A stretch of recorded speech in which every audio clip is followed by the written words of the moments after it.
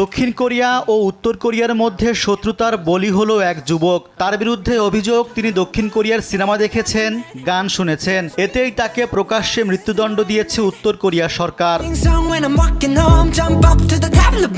The গার্ডিয়ানের প্রতিবেদন বলছে, দক্ষিণ হোয়াংহাই প্রদেশের ওই যুবককে 70টি দক্ষিণ কোরিয়ার গান শোনা, 3টি সিনেমা দেখা এবং তা অন্যদের দেওয়ার কারণে 2022 সালে তাকে মৃত্যুদণ্ড দেয়া হয়। তার বয়স হয়েছিল মাত্র 22 বছর। তথ্যটি 649 জন উত্তর কোরিয়া ত্যাগ করা ব্যক্তির সাক্ষ্য থেকে নেওয়া হয়েছে।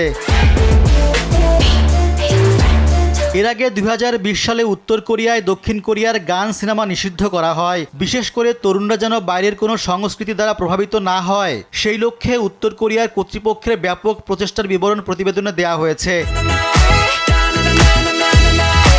অভিযোগ রয়েছে, উত্তর কোরিয়ায় মোবাইল ফোনগুলোকে প্রায় পরীক্ষা করা হয়। পরিচিতদের নামের বানান এবং কথোপকথনও পরীক্ষা করে দেখা হয় তাতে দক্ষিণ কোরিয়ার কোনো প্রভাব আছে কিনা। যদিও উভয় কোরিয়া একই ভাষায় কথা বলে, তবে 1950 থেকে 1953 সাল পর্যন্ত হওয়া যুদ্ধের পর বর্তমানে এই দুই ভাষায় কিছুটা পার্থক্য রয়েছে। দক্ষিণ কোরিয়া ও পশ্চিমা সংস্কৃতি যেন কোনোভাবে ছড়িয়ে পড়তে না পারে, সেজন্য 2020 সালে কঠিন আইন করে উত্তর কোরিয়া। যারা এই আইন ভঙ্গ করে তাদের বিরুদ্ধে নেওয়া হয় কঠোর ব্যবস্থা।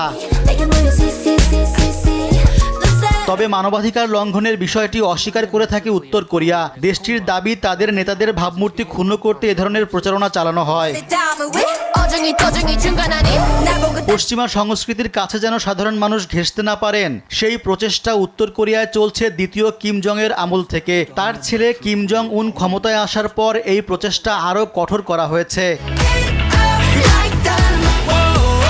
যুক্তরাষ্ট্রের অর্থায়নে পরিচালিত রেডিও ফ্রি এশিয়া 2022 সালে জানিয়েছিল, পুঁজিবাদ, ফ্যাশন ও চুল কাটিং দেওয়ার ওপরে কর্তৃত্ব স্থাপনের চেষ্টা চালিয়ে থাকে উত্তর কোরিয়া।